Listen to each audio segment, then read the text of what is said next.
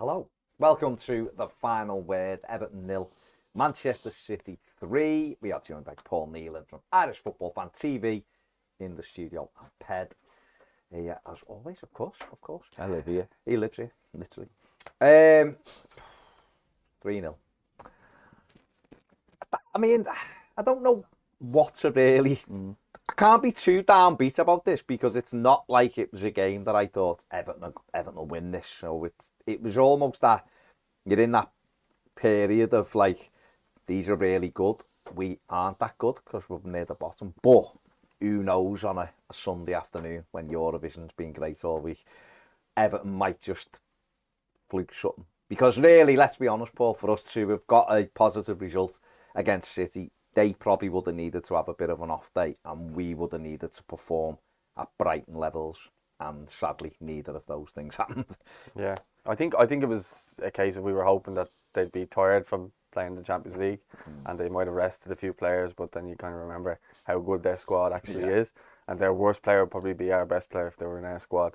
So yeah, like you say, we were just kind of praying that. And even at that, I don't think anyone was expecting us to win. I think everyone was hoping or banking for a point at best. Yeah. I mean, Ped, obviously, there's such positivity all week because Eurovision was in Liverpool. No, such positivity all week because we had a tremendous result at Brighton on Monday. And then you get the team just before 2, and just before 1, and it's like Michalenko's out. And it's not the fact that Michalenko's amazing, but it's just like the team have played so well. And then there's another change in the team, and it's Mason Holgate, who's not a left back in any stretch of the imagination. That almost puts you on the back foot straight away, doesn't it? Yeah. I genuinely, that might have been the happiest week of my life. You were really happy when we had the Brighton game. The Brighton game. And Eurovision. Yeah, I was like the best. In our city. It was like the best week of my life. It was the best of times. It was the best of times. Pictures last night, and it wasn't, I'm devastated Everton lost. It was like, how sad is it, Eurovision? No, I was walking around the city last night and I was just like, somber. The City game never even came into my head. I was just watching this mantle the stage. It was feeling, what a time that was. The winter has come. Listen, the Brighton game gave us an amazing boost when we needed it most, and obviously going into the weekend, I think you do have that. Speaking to a couple of people yesterday about, people Evertonians, what their ideas are, and how we can almost build things up sometimes, thinking we're going to get something off City, might get a point. It's like, if you didn't think like that, how could you sometimes follow a club like Everton? And I mean that in football fans generally. Yeah. Like, you've always got to have that hope, haven't you? That what if. City, I think for the first time for a very long time, City are one of those clubs have just dismantled that beauty of football, of like anyone could win on any day. They've like dismantled that completely. I think Arsenal fans are getting a taste of that reality at the moment, where it's like they really felt like they were going to do something, and like this mega club have come in and just stripped that all away. And you've got to have that. If you didn't have that, you couldn't keep going to footy. You couldn't have that hope. It's that little bit of, it's that voice in the back of your head that drives you, the what if. And sometimes you get rewarded, and we got rewarded that for on Monday, didn't we? And listen, Paul just said there, they made changes. We knew they'd made changes, but when you look at the players they brought in, it's just frightening. And the way they set up, and the way they bluffed us, I thought they bluffed us from the start of like, yous aren't going to go, yous are going to be a little bit negative, so we just stick another fella up front. And that means you can't do anything. And I just thought it was amazing professional display by them, and I don't think there's anything we could have done about it. I really don't. I know we had the chance through Mason Holgate, ironically, just before they scored, but I don't believe there's anything we could have done differently on the day, whether Michalenko had been there, whether Roberto Carlos had been there. I honestly don't believe there's any. They're that good, and sometimes I may come off as a tad negative at times. To me, this game, people don't get swallowed in by it. Don't get sucked in by the misery. I know Leeds have got a point, and I know there's another game tonight, but don't get sucked into that misery ahead of the next game. And what was great is at the end of the game, when the fans were clapping and singing, it was almost that mental thing of like, don't do it. Man City, these are the world's best team. yes, they can be beaten, and yes, who knows what will happen in the Champions League. But these are they're just the best. So it's important not to get sucked into it too much. No, you're absolutely right, and it's dead easy to sit there and you're 3-0 down and start cursing and stuff, but it didn't happen like by me yesterday. Everyone was just like, we needed everything to go our way. We needed Holgate to score the chance, and I still don't know why he didn't go at it with the inside of his foot, why he let it bounce so high, but that's gone. He's not a striker, it's gone. It was dead important. The big thing for me was when it went 3-0, it was like, do not let this end up 5 or 6, because then it slashed away the goals and all that. And he didn't, and Conor Cody made a big difference. Said, "Right, come on and calm the thing down." And we did have a little spell. We'll talk about that in a bit. But the fans were, the ones who stayed in the ground, were really good at the end, because it would have been easy just for everyone to just get off. It was a 10th home defeat of the season, which is a record, which is disgusting at any time that you lose that many home games. We've lost 4 of the last 5, I think it is, at Goodison. But the people who were there accepted that the players, they carry on running. We can't have a go at them we can have a go at them when it looks like they're not putting the effort in. You can't have a go at them when they try the best, they're just not good enough. And we've proved that all season. We wouldn't be where we are if we were good enough, would we? It's as simple as that. And you come up against them. And I think what they did yesterday really good was, you're right, they're that well coached with so much ability that they just bore you into making a mistake. And then when you make the mistake, they just punish it. They just keep the ball and just go, well, we'll have it. And you will get bored running, tracking runners. Because Everton, let's be honest, for 37 minutes, they'd done nothing. They'd had 1 attempt at goal or 2 attempts at goal, maybe. Massive. They were very comfortable. 28 minutes before they had the first shot, before anyone had the shot at goal, which was Riyad Mahrez, and he put it at the back row of the Gladys Street. So we'd done the first part of Sean Dyche's plan quite well, didn't we? Yeah, well, I thought they were kind of playing in our half. Like, even Dom was back.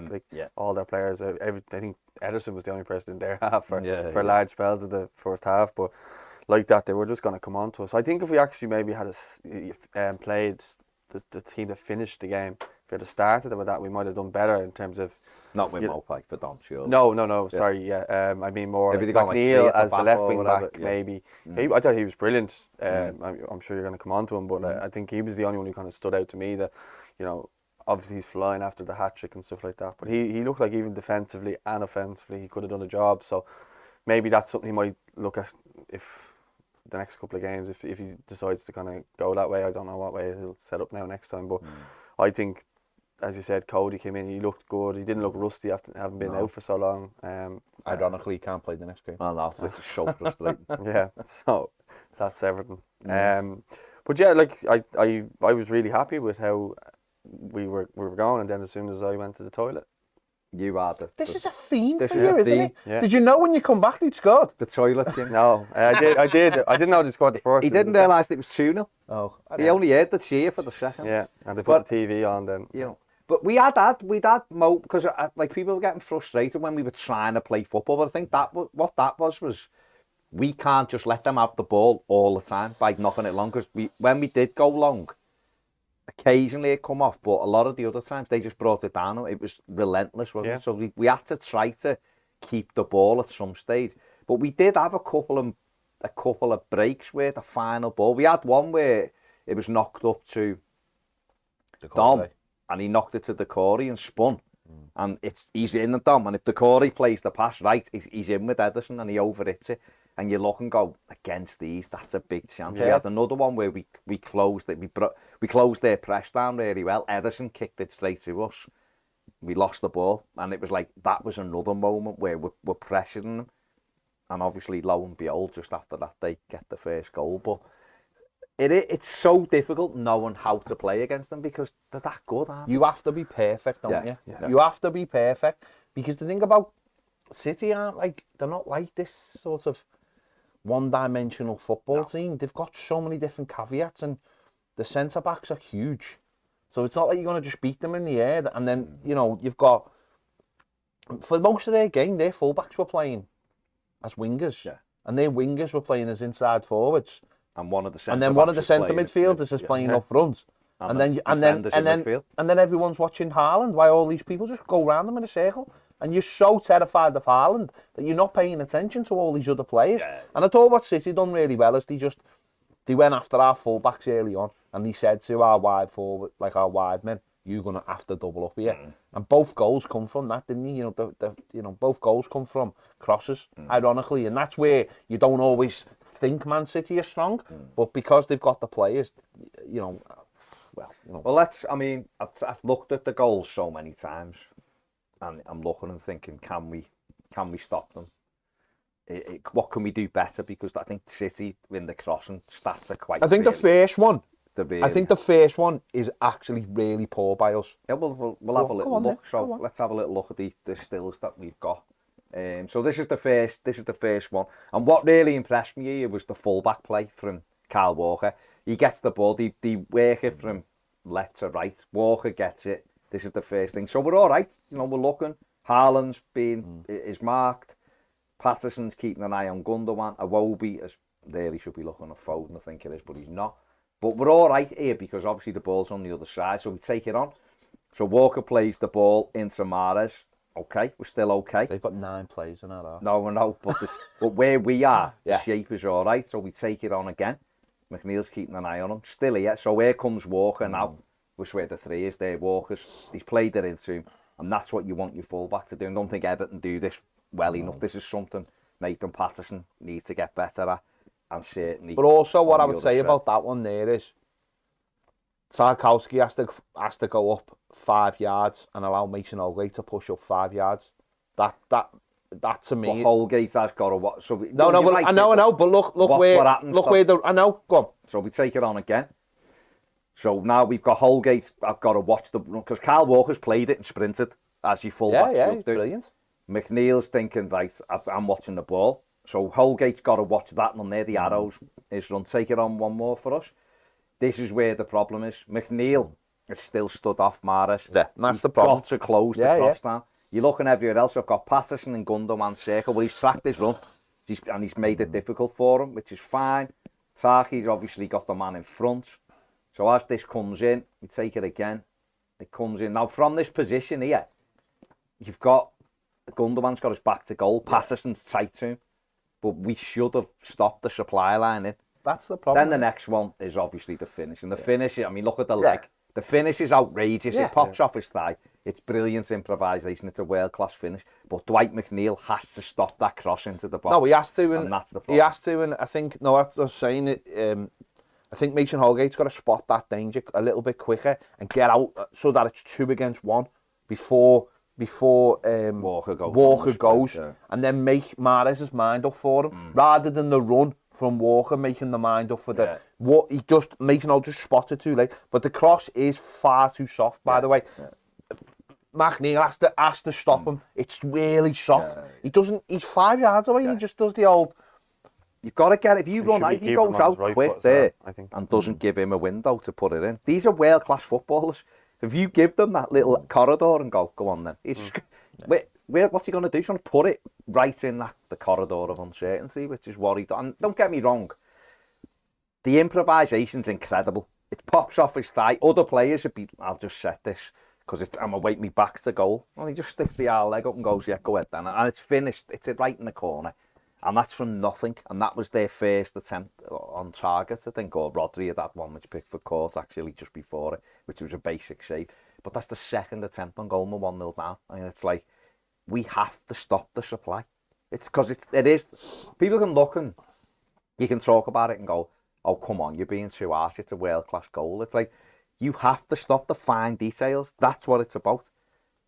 Surely. Yeah, no, I agree. I think he has to get out quicker and also keep him on his right foot because we obviously know that his left foot's, obviously the one that he's good with. But he doesn't get out quick enough to him, and then he gives him the space so he's able to still whip it in from that point. And obviously, I think you said at the start, if you give them an opportunity, they'll punish you. And they're just that, as Ped said as well, like you do have to literally be perfect in every way to beat them. You know what I mean? Yeah. And you do go into these games with optimism. Like the last game I was over, Images was the Chelsea game last year with Charles, and we were perfect in that performance that day, and we had to be, and we got the win because we were. But just City are just a different animal in my opinion. But like that with with Mahrez, and you just have to get out to him and don't let him. Like, I know he's okay with his right foot, but his left foot is deadly.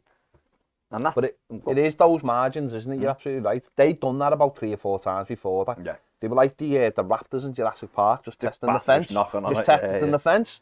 They've done that loads of times. And by the way, I'm not sitting here going, should have got out, should have stopped the cross. No. It is like, it's split second decisions. It's split second decisions. It's looking at the whole picture thinking, well, we've got him here because we're one-on-one. And we're all right. And then as soon as he makes that run, then we're in trouble. Yeah. And you've almost got to be looking at 2 things at once.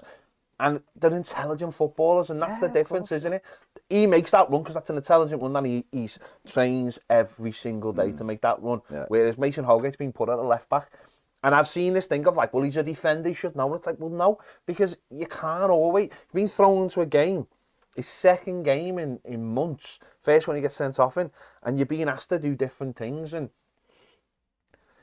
you're playing against world-class players, and it has to be perfect. I just think McNeil's he's got to go out to him a little bit sharper. And then if he gets onto his right and whips it in, then you go, well, what can he do? I imagine the fear, I would imagine is, as a player, is knowing what Mahrez can do with that left foot. And thinking, if I engage too quickly, well, he's beaten me, and then he's got a shot and goal. Where at least because the finish is unreal. I mean, it's not even just the finish; it's the fact that it bounces off his knee, and it puts it in the only place it could be. It wasn't like it hit him on the knee and spawn early. It was like you could see it was all deliberate, and then he does the little back flick.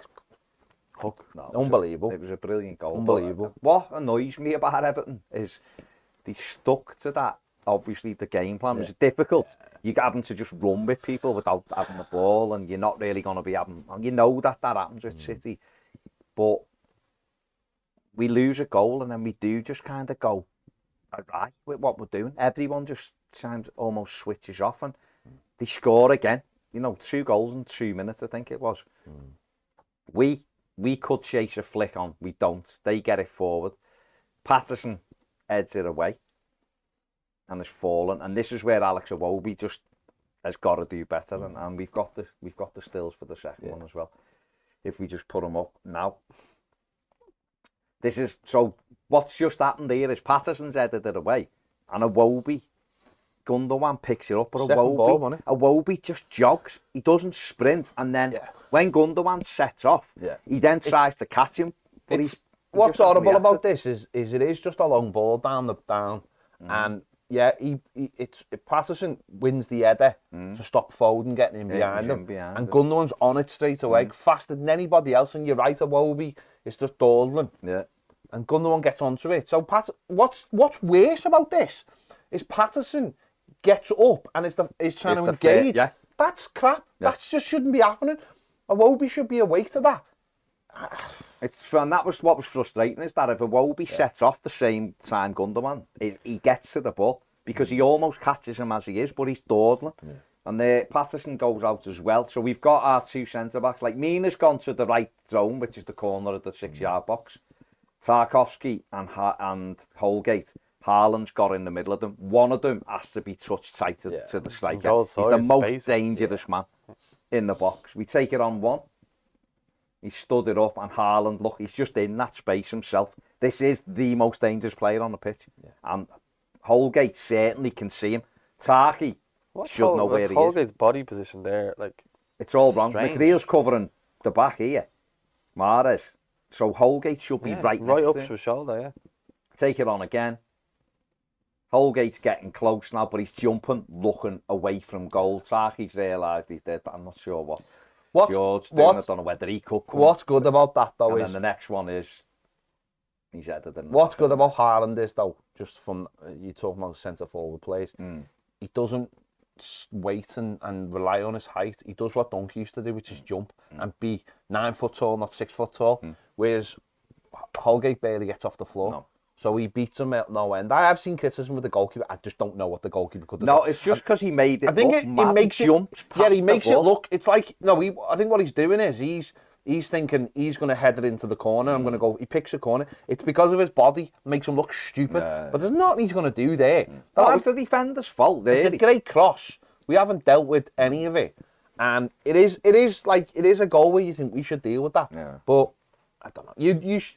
You see this all the time. You think, how are you not marking him? The kid scored like over 50 goals. You know, you'd think he would be getting man marked every single game, but he's not. He's a world-class striker, and that's what he's done. He's found the space. I just think in that situation, though, you can do it where players will drop a shoulder and pull back, and you think, I've got him, oh my, he's gone. But when Mason, it's like you being in front of us, two Peds looking at the cross, I can see you. Yeah. So I have to get, and you're the lad who's scoring all the goals, I have to get tight to you. Even if you're going to beat me in the air, I'm going to jump into you, which makes your header a little bit more difficult. If you still put it in the bottom corner, you go, well, what could I do? Holgate jumps like that, and there's a still of him. His eyes are closed. He's looking at our goal, and he's barely off the floor. Well, you're not going to win a header like that. You've got to be aggressive. And the thing about it is, he's a centre-back. So centre-backs have to be getting up and being aggressive. But it is, listen, people might turn around and go, oh, you splitting here, whatever. It's those margins, and those margins are why we're 2-0 down. But that one, for me, is worse than the first. Yes, we've got to stop the cross. Oh, definitely, yeah. We don't. We should stop the cross on the second one. We don't. And we leave the most dangerous man on the pitch in between two of us. And you can't do that. And I'm sure Sean Dyche will be going through this with them and going, how have you allowed that to happen? If you can see people go and deal with the danger, put him under pressure. Yeah, it's not like you'll have to do much in terms of analysis. You literally just put that still that you've put up there and just go, like, what are you doing here? Because everybody who's played football at any level, or you've played defence, you know to be goal side of a player, touch tight, and at least, you know, you said it as well, if you're going for a header, just go body to body, just put them off. You know, if you can manage to nudge them. You see players doing it all the time, getting away with nudging players in the box, and they make them off balance, and then they miss the header, or they could miss the ball. And if you're smart about it, you can get away with it without doing a foul. But that's what I'm looking at. Even Tarkowski, I'm wondering why, if Mean is covering that space there, why is Tarkowski acting like he's the player that's doing that when he shouldn't be? Well, and then Holgate as well. So between the two of them, they should almost both be on him or near him. You know, and then it's impossible for them. That's the right thing. It's difficult. Again, it's split seconds. You're absolutely right. You look at, it's about, again, it's, you look at Mina and you think, well, what, you know. But centre-backs do go No, I know, but zone. that's what I'm saying. Now it's like, so Mina goes, so Tarkowski follows. But he shouldn't. But then there's that thing of like centre-backs being on rope, isn't being tied together. Like four, yeah. You know, they stay in that shape, you know, so you don't create a big hole between them. What he'll be asking for is, why is Mason Holgate not goal side of Haaland? He is a centre-back. So why isn't the goal side? Wouldn't you have thought, though, as the centre-back, you go man for man with the striker, they've got one striker, and then Holgate's keeping an eye on Mahrez, what they did really well was, though, they use Haaland as almost as a decoy. It's really clever how they use him. You know, I think he had 13 touches, but it's because they use him. There's so much attention on him that you're not concentrating on other players, and you're so switched on to other people making runs. And that happens it all happens in a flash. Yeah, all happens in a flash. It's a long ball, we don't deal with it. He picks it up, he puts the cross in. It's all split second judgments, isn't it? It's great when you're looking at it still. Oh, of course. But it is all those split second decisions. And Holgate being out of position. See, that's the other thing. Holgate's out of position as a left back. So he doesn't maybe understand where he should be. He's not a natural full back.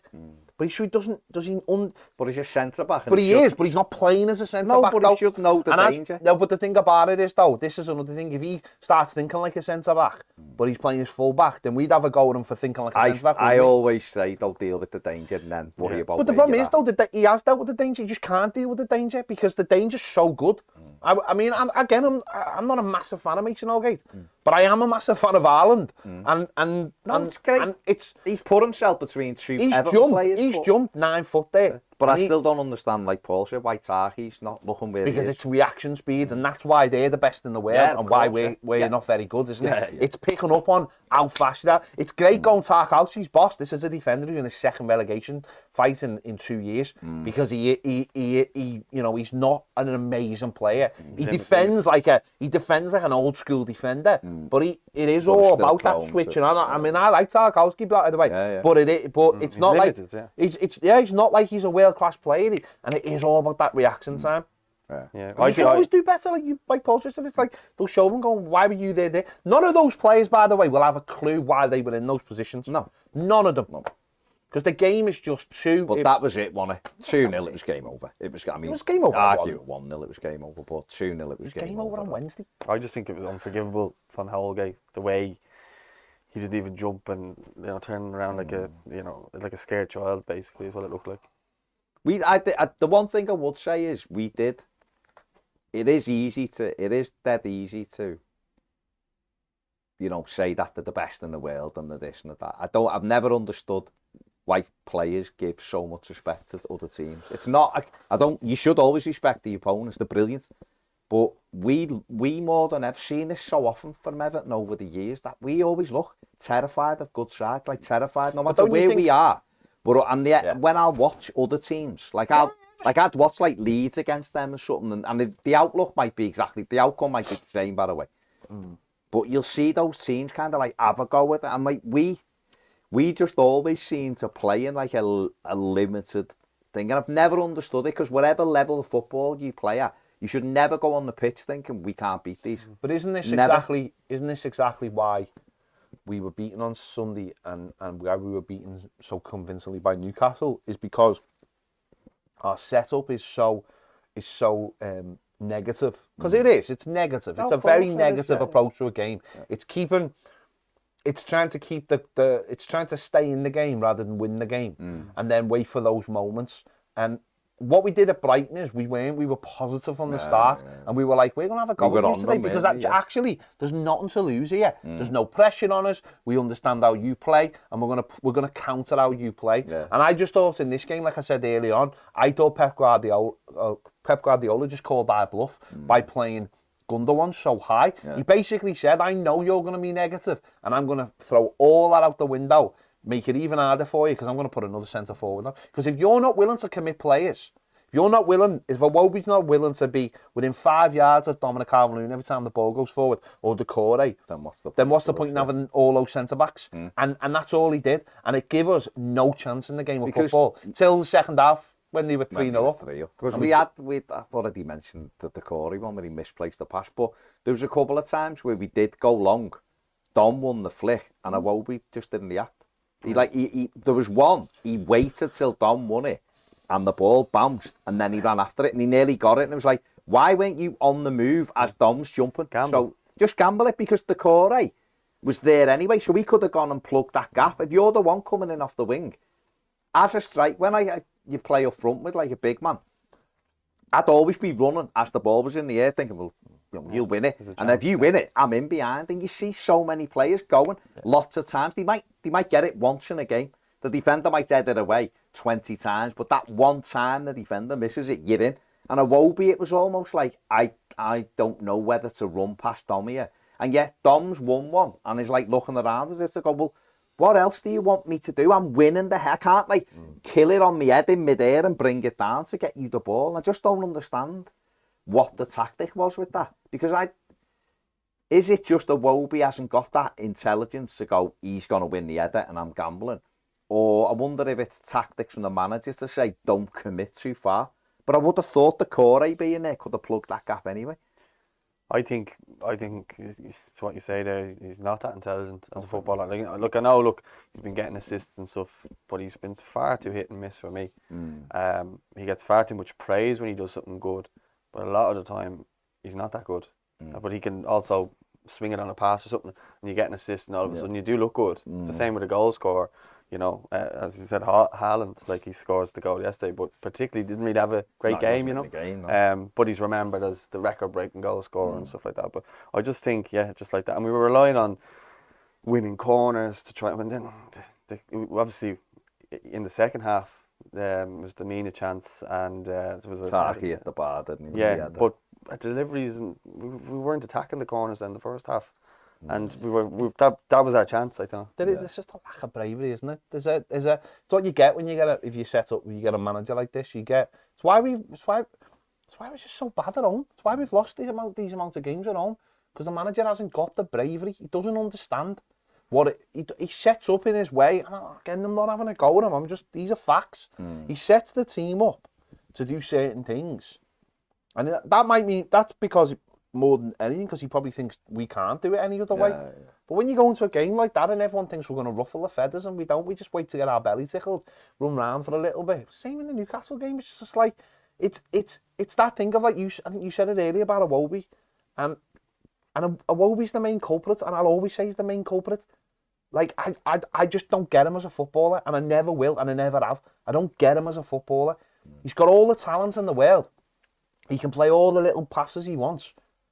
But to me, it's just there's nothing about him, and it's something I felt about other players. But I think now I've got enough evidence in the bank to say to me, when a push comes to shove, you've got too many of those players. When you do want that player breaking his neck for us in an offensive way, he certainly doesn't do it. We've got loads of players like that. It's just they were there to be got at, and I understand why we didn't, because it is Man City and the game can get taken away from you quite quickly.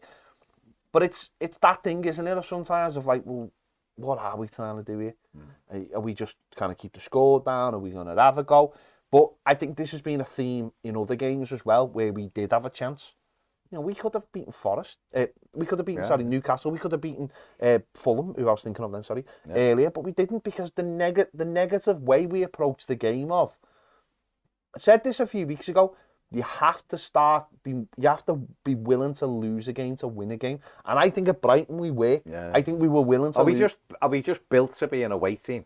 Is that really what we are? The irony of that is we've only won 2 games all season. But what I mean, but like, the away form's been much better. We've lost 1 in 6. Because we're a counter-attacking side. But we don't know how to counter-attack at home. Yeah, we don't replicate the because away. Because players don't take chances. At Brighton, Iwobi was bursting through. McNeil's bursting through. Decore's bursting through. I know it's a different team and it's a much better team. But at home, we don't seem to be prepared to allow the other team to have the ball and then go, right, we're springing these. People forget we beat Arsenal as well. Yeah, but we were patient on that day as well. That's what I mean, and we waited, and I know we got to go from a set piece, but we ruffled the feathers when we stopped them playing, and then we sprung. And that is down to the quality of the players, the bravery of the players, and them willing to go, I can get up and down all day. And that's what actually made Brighton such a one-off event. Is that was the day when everyone looked, these are on it. I think it was even from the move that Dom does, the turn. Dom's so key to that, by the way. I mean, it's hard to do when he's not in the team, because you've got nothing up front, have you? Well, I was just going to move on to that. Obviously, we go 2-0, we're 2-0 down half-time. Maupai, as we will have seen in the ground, he's warming up, he's on, he's got his kit on.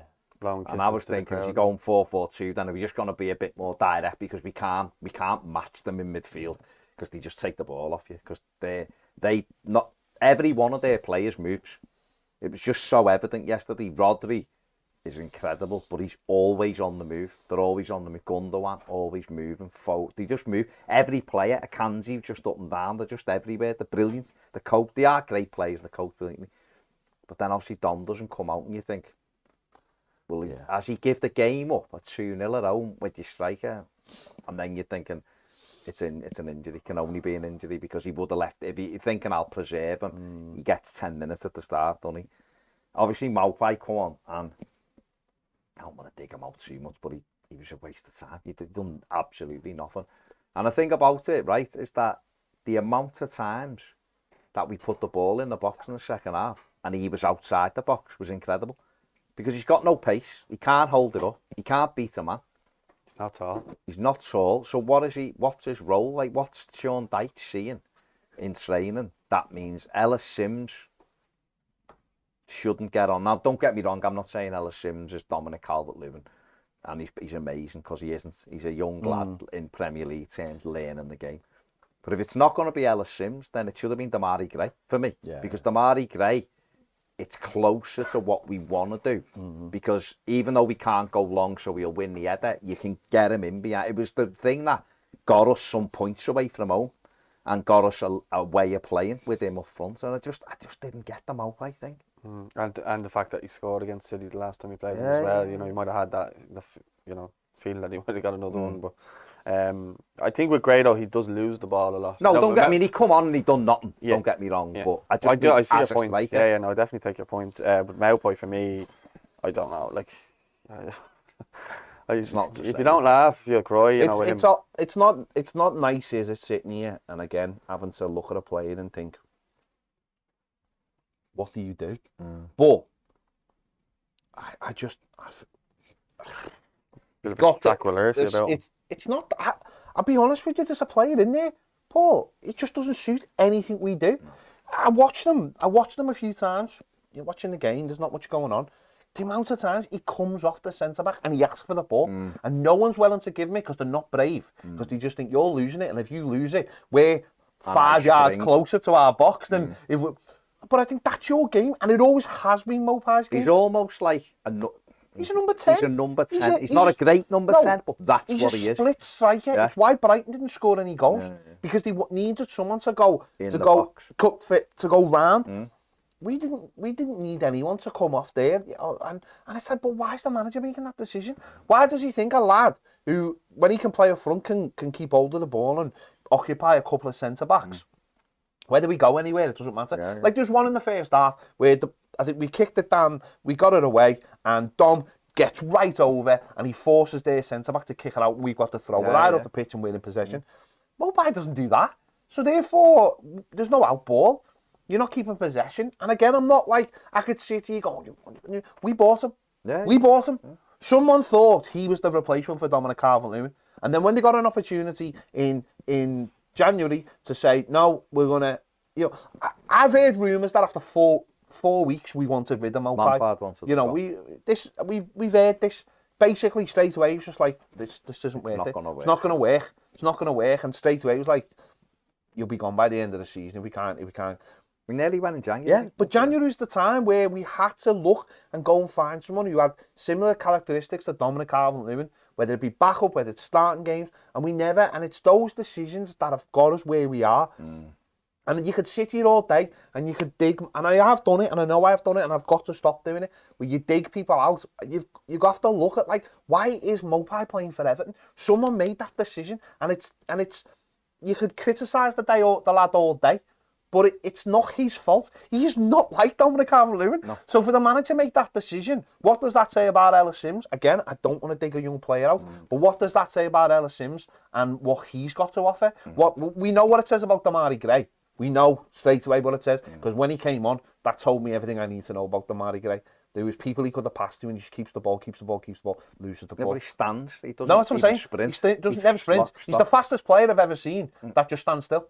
There was one in the second half, well, obviously, because he only come on the last 15 or something, but they broke, and he just jogged behind the lad. And the lad, he didn't get closer to him, he got further away. And he was just jogging. I was like, that's it, Andy next to me. Look at Gray. They were coming to Kanji, I think, just ran off. And I know he's quick, but he just jogged. Yeah. And he ended up miles away from him when it started, like 5 yards. And it's like, you've just come on. You should be sprinting back and leaving one on him to show the manager, I do care and I do want that. And listen, this isn't an overreaction. City were way better, deserved it. No, we're talking about the whole picture. We're just talking about we've got why where we are. And we've got 2 big games coming up, so we need everyone who is going to go out and go. I come off the pitch at Molyneux next week with no energy because I have done everything, because that's what we need. But into the second half, the reason why Holgate come off, there was a ball down the line and he can just head it forward or head it out into touch, and he heads it in field and they break. And then James Garner shoves over Foden. Foden goes down. City moved the ball from where the free kick was dead central, which was great refereeing. He was terrible. But Foden then has treatment and is allowed to stay on as well. I'm not sure of that rule, but whatever. And then I thought Pickford, his position was horrific. He was just so far over the other, where the ball was never going. And he ends up diving. I mean, Roy Keane's absolutely destroyed him about his position. I honestly don't. But it was bad goal. Anything for it. I don't think he could have done anything. He's too far over. He's got a wall. He's too far. That's what over. A wall's for. It's no good having a wall. No, if I can get it over a wall. I've said this a million times. If you can get it over a wall, then you've done your job. All right. I personally think he could have done better. A goalkeeper though can't be in 2 places, can he? No, he doesn't. You only have to take 1 step to his right, and then his springing. It's a great free kick. They put a 2-man wall to stop him seeing as well. It was below me. I was looking at it, and I was saying to him, "Why is he so far over?" And literally before he took the free kick, said, "Pickford's too far over," he was when Ward-Prowse put his free kick. If he put it in the other corner, then you'd be asking why wasn't he over. If he put it in the other corner, it'd be unbelievable. It happens all the time. I think it's just the pace of the free kick once they get over the It's a wall. Just watch it again. You've got to give credit to Really the bad. free kick. It's a great free kick. To me, it looked like a goal you'd score in FIFA, a free kick you'd score in FIFA. He Literally looks did. stupid because he makes a stupid dive. I've said that about the second goal. It's like they put a two-man wall up and they block his view. Sometimes maybe a goal, they shouldn't put walls up then. I just think that's what the wall's there to do. He gets it over. It's just that he's too far over. That's all I'm saying. I said it with the 2 times I've said it this season. The 2 great free kicks. The 2 times Ward-Prowse went in that eye. Good free kick. Well, anyway, I thought he could have done better, but it was dead and buried. But Holgate got dragged off, and I thought Cody come on and settled everything. Went to a back 3. Cody come on and settled everything. I suppose the one funny thing was, if you want to say it was funny, people mightn't think it was funny. I thought it was quite amusing when you're 3-0 down. Was Dice shouted down the line and Michael Keane went and started jogging. He goes, "Oh no, mate, fella behind you." Keane had to shout Cody to come on. Poor Michael thought he was coming on, but Cody come on and was excellent. I thought settled it down. They did kind of just play within themselves then, but I thought we comfortably looked better, and McNeil went to left wing back and done a good job there as well. Yeah, that's why I said earlier on, it makes you question why didn't he maybe start in that position, but not as a left back. I suppose it depends when Michaelenko got injured, doesn't it? Yeah. 20 minutes before the end of the last session. Well, there you go. And that's hard, isn't it? To come out and change everything. To say, we're going to throw out the baby out with the bathwater, that, for one thing, that can be difficult. You're right, maybe 3 at the back would have worked, but that's all in hindsight, isn't it? Yeah. They did kind of go, it's over, didn't they? So it allowed us to play a bit. I think Onana done all right as well. Yeah, he did. I thought Cody as well, in that position, he's good at picking those passes, diagonal balls, left and right. And we were kind of getting in behind and getting a little bit of joy. Ultimately, we just didn't have enough quality up front. No. And Patterson did put a couple of good balls, and that's why one great one, and Maupay just didn't react to it. And that's the proof that he's just not a number 9. No. Never will be a number 9. And Everton. But one of the bright spots I thought was Dwight McNeil. Again, I thought he had another. He wasn't amazing, but he does run everything. And this is the difference. It is highlighted with him in Iwobi.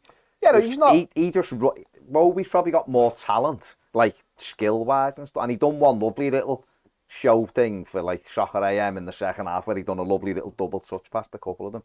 That was the only thing he done. McNeil fell over. Ran everywhere, was up and down, he was helping Holgate out, he was trying to be positive, I think. Let's have a look at his numbers. I thought he'd done all right. I thought he was a brilliant game. 67 touches, 84% passing accuracy, 3 key passes, 3 out of his 8 crosses he delivered and completed 60% of his dribbles. And he has been someone who, of late, has kind of stepped up and took the mantle a little bit and tried to deliver for us, hasn't he, really?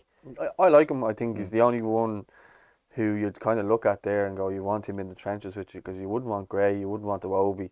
And he looks like he's actually fighting the cause, and it means the world to him to play for us.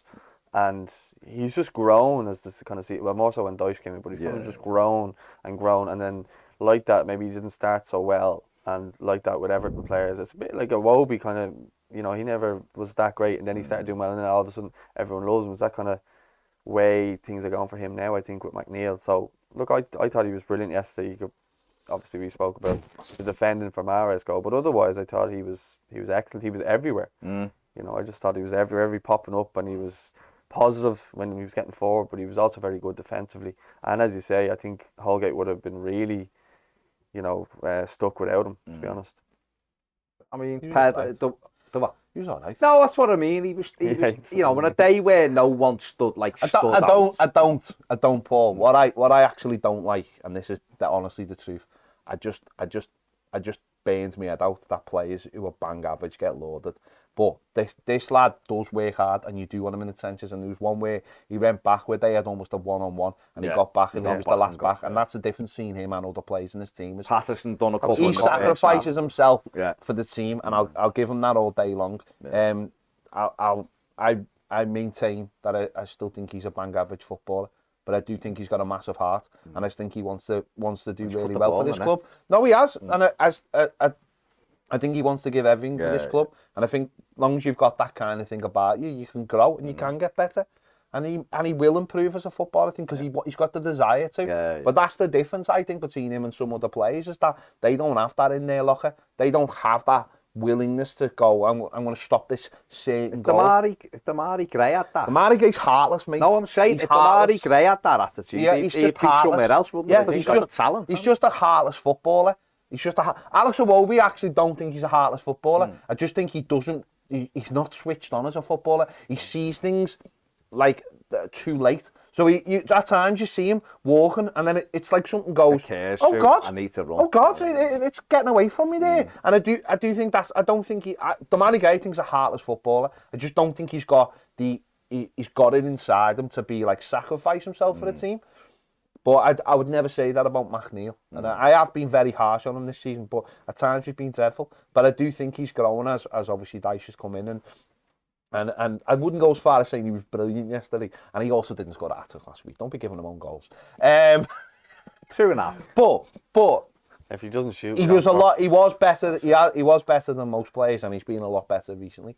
And now all that is just keep doing it and keep doing it and keep doing it. We'll probably sell him to Real Madrid for 60 million in the summer, and he'll probably keep us going. So fair play to that. I do think he makes his own look though. Like because he definitely, runs all day and stuff like that. That's how he's getting. He makes his own look. Whereas Gray, Iwobi, he doesn't give up on things. You're absolutely right. He doesn't give up. It's dead easy to see a ball come over the top. Man City play being 1-on-1 and then to score and everyone go, well, it's Man City. He, on that one, he was like, I'm not going to let Patterson. Patterson's another one. That's why I like Patterson as well. Sean Dyche was full. You watch Patterson every week and you think, there's a kid. This is a lad who's played less than, I think, 50 games in top flight football. He's played less than No, that's what I'm saying. That's why I said he hadn't played 50 games. Because anything below is less. He might have played. So, science. And you can see as the weeks go on, you can see the mistakes. You can see the mistakes. I just think for McNeil, He's just raw, I think with McNeil, I think what it is as well, it's the surroundings. I think without any disrespect to Burnley, and they can laugh at us because they're going to be in the Premier League and they've got a boss manager and all these things. But the pressure wasn't there. Whereas Everton, the pressure was on, and I think he's actually at first that was too big for him. And Frank was probably teaching him how to score, shots from 30 yards and all that kind of thing, how to win European Cups. But it was all about the nitty gritty, and Sean Dyche has got that out of him. So and playing him on the left. Well, yeah, consistently playing. I mean, he's got that from Anthony Gordon. Which is the greatest money anyone's ever made in their lives. He missed the sitter at the weekend. Of course he did. But he came on Saturday and knew Leeds were gonna get back into it. But I think for us, listen, we kept going. We hit the bar. Mina had one over the bar. Snuffed Haaland out in the main. I thought the two centre backs did all right, but when you look at a goal, you go. Did Mina complete the 90? Yeah. Yeah, so that's a positive. 2 in a row. Yeah. Mina's done well, and yesterday wasn't really the bar, was it? You're playing against a team who are, like I said at the start, they're so brilliantly coached. They never stop what they're doing. They're all supremely comfortable on the look at the subs. Yeah. Do you know what I mean? Look at the subs. They've got De Bruyne warming up, and we're bringing Maupay on. The levels are just... Jack Grealish's cast, though. Big calves. Unbelievable. Big calves. He was a bit of a knobhead at the end, but there you go. That's football. I did like when Mina volleyed him. Well, Mina volleyed him because he was acting a bit of a tit, wasn't he? But there was one where Patterson shoved him in the back. It was the most blatant foul ever, and Patterson... The referee was poor, but he is poor. But he shoved him in the back, and it was like, come on, mate. It was a massive foul. You didn't attempt the ball, you just shoved him because his calves are massive. Well, they're amazing, so I don't think we can look too far into that and go, oh my God, everything wasn't perfect last week when we beat Brighton. Everything isn't terrible this week. We've got 2 games. We've said it many times. If we could get to the last 2 with the chance to save ourselves, then that's really the way the season had gone. That was all we could ask for. And as it stands, if we hoping, and I hate saying, but hoping the Reds turn up and do Leicester, if that is the case, then with 2 games to go, we've just got a match lead in Leicester's results. And if we do that, we're safe. Yeah, and it's not a case of us having to play City or anything again. With Wolves and Bournemouth, who aren't far away from us, if we replicate our performance against Brighton, we should win, or at least be able to get. I think we need 4 points personally. Yeah. But there's a chance that we could win the 2. It's not very likely, because the way we've been playing all season. But like that, if if you have players willing to step up, like McNeil, Mina's had 290 minutes in a row. Patterson getting better. Yeah, obviously. and he's playing more games as well because Coleman played a large part of the season while he was out, so it's key to have him back in. Yeah. And he also gives us a bit more, maybe getting forward a bit more. And obviously we're missing Seamus' leadership on the pitch, but in terms of Patterson getting in behind and stuff like that. I obviously didn't do it yesterday because of who we're playing, but I think second half he put a couple of good ones. I mean, Ped, how vital is it that Dom was available for these last two? It's huge, isn't it? Yeah. Do you think it was? Yeah, but you've heard. I'm just slightly worried that No, the last time the manager said he felt something at half time, so we brought him off. He was out for 11 weeks. When I listened to the press conference, though, it kind of made sense. He said Dom wanted to carry on. I don't think he wanted to carry on last time. He wanted to carry on, and they've made the call on it. And hopefully, it is just a case of he's back playing again and training, and it's just. If that is the case, it's a smart move because we're 2-0 down against them. What is the point? You can go, oh yeah, that's a defeatist attitude, coming off and It's a 2-game season, though.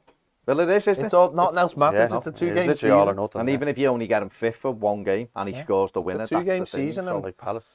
That's all we can. That's all we can do. Is think about them games now and hope some results go our way or elsewhere. But the main thing is they mightn't. Yeah. So the main thing is that all we can do is concentrate on what we do. Yes, you don't want to see other teams picking up points, but if we're picking up our points, then listen. The way I think about it is that any team that doesn't get 40 points in a season deserves everything they get. That should be the lowest bar ever, 40 points. Even if we win the two, we can't get 40. No, I know we can't, and that's why I said it. Because it's not anything to celebrate. It's not anything. What did we finish with last year? Was it 36 or 38? 39, was it? Something like that. It was 39. 38. So 38. So we could only equal last year, which is atrocious. No, it's 2 years atrocious. on. It's atrocious. That's what I'm saying. You never get away from that. You should. The bar should be 40 points minimum. And if you don't get 40 points, everything needs to be examined. And it wasn't last season. But let's try and get what we can get. Otherwise, we know what's coming with it. There's no point complaining about other teams not helping us or this or that or going, I've got to support the Reds tonight. None of it matters. If Everton, as I'm saying, if Everton can't get minimum 40 points, they deserve what they get. It's as simple as that. Yeah, it's a harsh truth, but I don't think it's harsh, mate. I think it's just reality. No, in terms of the players. No, I know. Not in the players, mate. If I had the chance, I'd get rid of nearly all of these players. I have no favourites and I couldn't care less. I don't get all the hero worship and I'm turning up for 5 games in a season and then suddenly everyone loves them. I don't get that at all. These are the same players that have played all season. I'm not hero worshipping any of them because I don't think anyone's asking. Some of them are though. Some people do though. Some people really do. Some people are like, he's my new favourite player. Oh, is he? Yeah, because he's played 6 games. No. I'd been all of them if I had the opportunity, apart from Dommy's boss. And, I'm definitely not defending them. I'm just saying. You went a bit nervous there, Paul. No.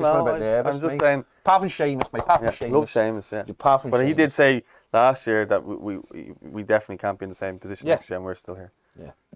So there you go. Let's have a look at the match stats anyway. Everton had 7 attempts at goal. Man City had 9. 3 on target for Everton, 4 for City. 1 big chance each.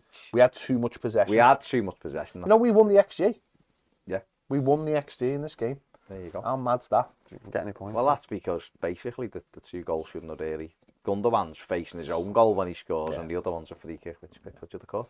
There you go. 3-0 to Man City. We move on. We write this one off, and we move on.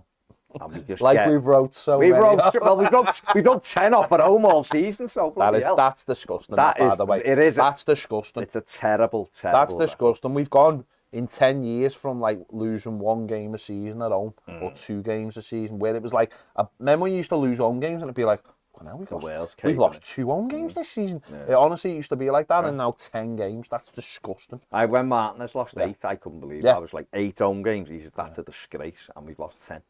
And that's these things need the summer. We just need to, and it's asking for something that we don't really deserve, because we've circled the train last year and we got away with it. We're doing it again. But if we do, there needs to be big changes this summer. I'm not even talking about the owner and the board and all that. I'm talking about these players and and the recruitment, you know, Yeah. the Kevin Thelwell and all that, they need to look at themselves, because the recruitment of forward players especially has been woeful, and that needs to change, and there needs to be a whole rethink, however that may be, and whoever you have to sell to do that rethink, because we need 3, 4, 5 forward players brought in who can actually put the ball in the back of the net to give us a chance at winning football games. But you see what Ped said earlier is the fact that, you know, getting Calvert-Lewin in, who's a particular type of forward, and then you bring in Maupay. So who is the person, Telwell, is the decision maker there, bringing in a player with the totally different attributes for what? It doesn't make any sense. And we're sitting here not paid in that position, and we can clearly see that, and we want to identify that. You know what I mean? I'm sure there's times where you've done videos and you've been like identifying players that could come in, you know, and then, you know, why aren't these people who are just people making these decisions like doing it and addressing it? It should have been done last summer, and again January, nothing, and that's why we're in the position we're in. No, you're absolutely right. There you go. Let us know what you think in the comments section below. Is it a case of just, right, I know you can't just write points off, I accept that. No, we have to, no. But we have, it's gone. So, I mean, you know, we've got 2 games to sort it. Can we do it? What do you think? Fingers crossed. We're going to carry on Toffee TV Premier now, because we are live on there at the moment. If you want to become a Toffee TV Premier member, the link is in the description. Otherwise, give the video a thumbs up. Check out Irish Football Fan TV with Paul, and also subscribe to the channel and Paul's channel. If you haven't, thanks for watching. We'll see you later.